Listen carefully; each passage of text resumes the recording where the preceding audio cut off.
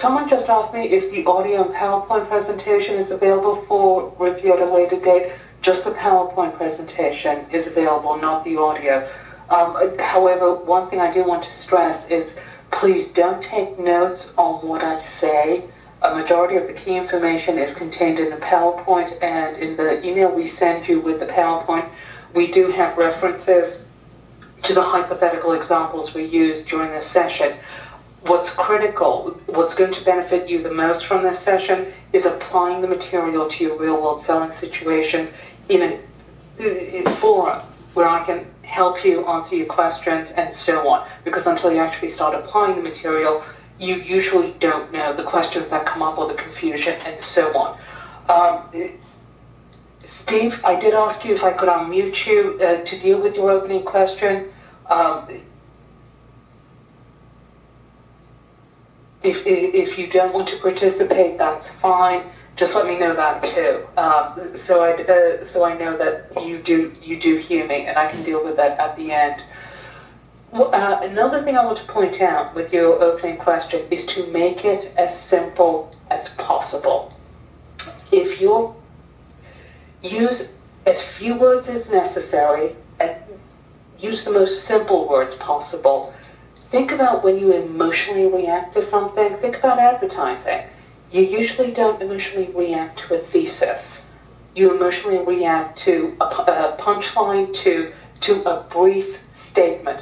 Keep it simple, keep it brief, so people don't have to intellectually process what it is you're saying. Okay, that's one of the key things, especially if you're selling some sort of IT solution. People have a tendency to really get into technical speak there with all their products, presentations and offerings and so on. You want to emotionally motivate someone to move forward?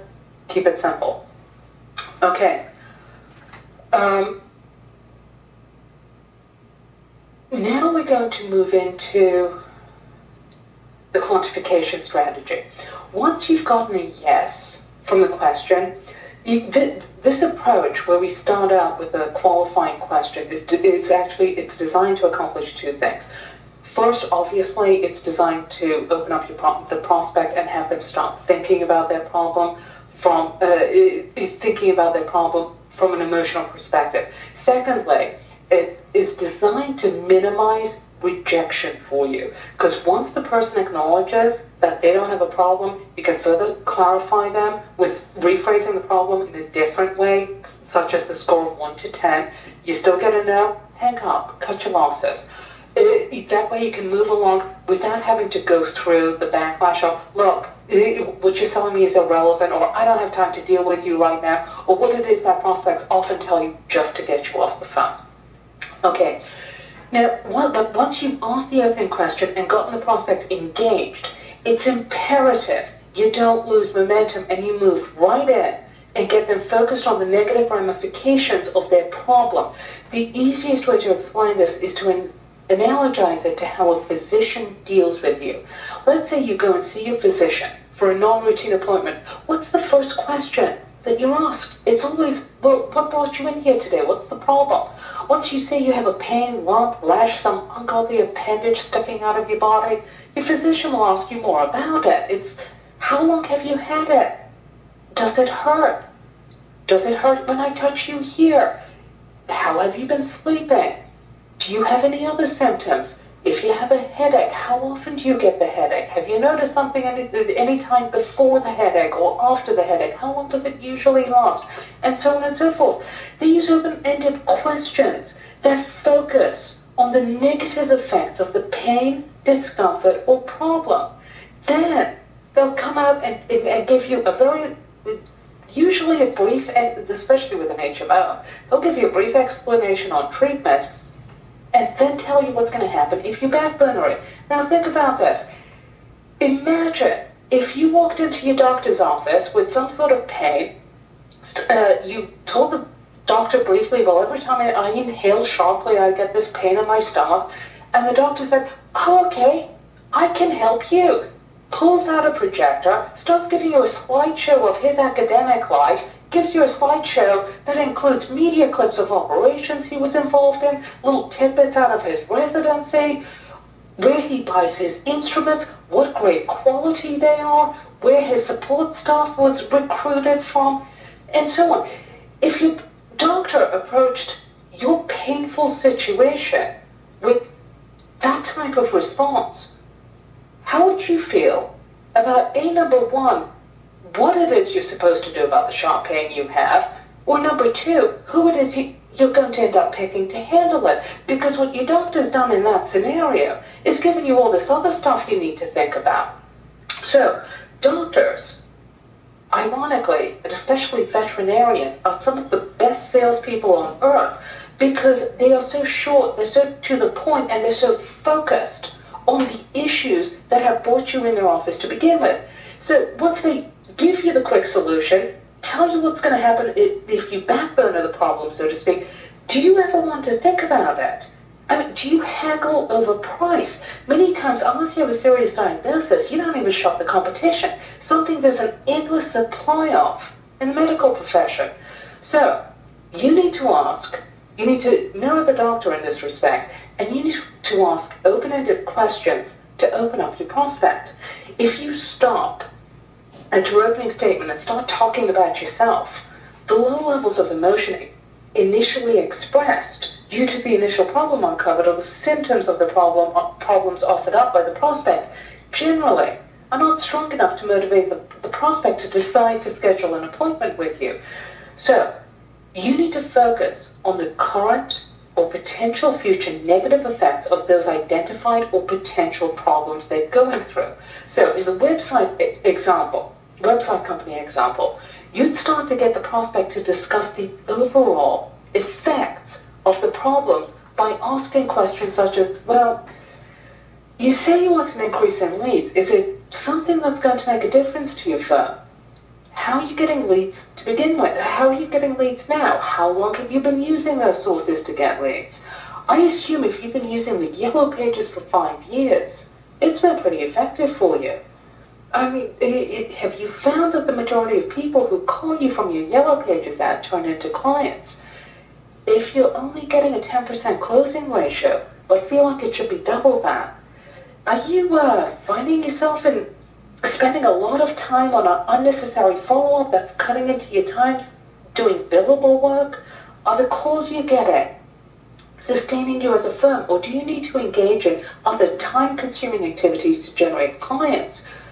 Based on what you spend on Yellow Pages and directory advertising, do you think you're getting the type and quantity of clients that should be paying you the rent you deserve? Or are you in a situation where you're having to cut price because your call-ins are calling the competition at the same time they're calling you? Now, a lot of those questions I just came out with the website company example may seem obvious on the surface, but many times, if you're doing your job effectively as a sales professional and you fully understand your prospects, the ramifications of your prospect's problem, you're opening their eyes for the first time with regard to a potential problem in their company. You think about any time you need to make a change, whether it's your personal life or your business life, your diet, your lifestyle, whatever. We all know there are a number of things we need to do, a number of things we need to improve upon. We need to lose weight, we need to stop smoking, we need to cut out bad habits, whatever it is. But we don't do it. We know it's there, but it's not enough to make us act on it. Likewise, if we go back to the website company example, a business might know, I'm not pulling in the amount of leads I should be, or I've seen them trickle down over time. However, a business owner is usually, depending on what type of environment he's in, what type of business he's in, many times he's chasing his own tail, trying to keep up with all the different hats he needs to wear in order to run his business. So although they might know on a superficial basis, well, this is something that needs improving, that's something that needs improving, they don't actually act to improve it. And the only reason they don't act to improve it is because they keep telling themselves, well, it's not that urgent right now. I just pulled a really good client from such and such place, and so on. It's only when a situation becomes so pressing emotionally that you stop your day, you stop your usual routine, and you engage in the steps necessary to fix it. That urgency is a state of mind. It's not something that just automatically happens because someone tells you you should be running your business in a specific way or tells you you should be getting results. It's an awareness that comes over us when something goes very wrong, and it's a state of mind. It's an acknowledgement, and it's a discussion that the two of you engage in that gets your prospect emotionally vested and shifts the burden of setting the appointment from you to your prospect. Okay, now at the point you start to dig deep, it's important that you use softening statements. Again, people like to be in control, and they'll really just openly start to disclose their pain. Say something like, look, do you mind if I ask you a question? And if you don't want to answer it, that's okay, just say pass. But what do you think? You might have been losing with regard to this problem. But you know, if you say you're only getting 50% of what you should be getting, does that mean that your revenue should be double what it is right now if the right marketing strategy was in place? This way, you let the prospect visualize where they could be, but every time you get them bathed, you need to pull back and put the prospect back in control so they start to sell you. Ask them. Always proactively handle objections. You need to ask them, look, you've been running your business with this strategy for so many years, and you seem to have done well with it, or at least the results have been good enough for you that you haven't taken steps to change it. Is the loss really a big deal for you, or is it just a cost of doing business? When you hand the prospect their control back, they'll usually take it and try and show you why you're wrong. Remember, it's about control. People love to be in control. When you start pushing the prospect away from your solution in order for them to take control back from you, they will start selling you on why it is they need your solution. And while they go through that process, they're usually disclosing more information about the ramifications of their existing problem while trying to convince you that they need to do something about it.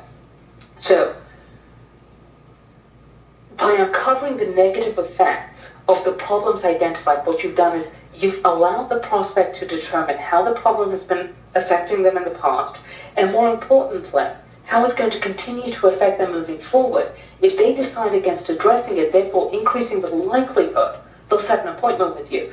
Secondly, it reduces credibility issues because they are now so focused on the severity of the effects of their existing problem, they don't think about your features and benefits, how long you've been in business, and whether you have references. Finally, it decreases the "we are just fine" objection because now they are aware of what the existing problem, whether it's inefficiencies with their current vendor or issues with how they're handling the matter internally, has been costing them and is going to continue to cost them moving forward.